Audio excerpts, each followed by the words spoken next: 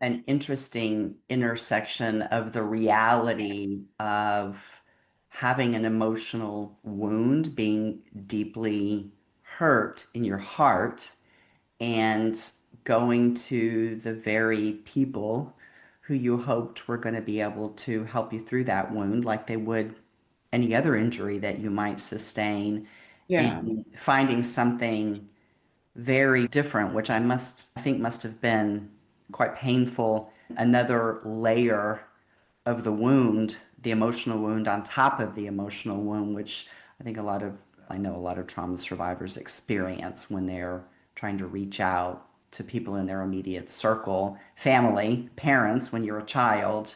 And that's an interesting layering on of the trauma that I think just creates more pain and yeah. suffering for us. And then, how old were you when that happened? When I made the outcry, when I did tell my mom, I was, gosh, 8 or 9.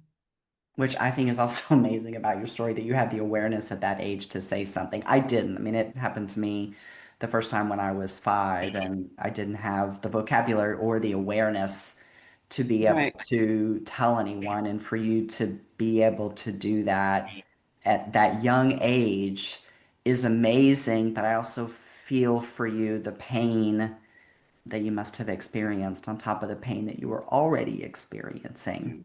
So I'm sorry about that. I'm hugging your little self right now because I know that must have been, in some ways, maybe worse than what you were experiencing in the sexual abuse.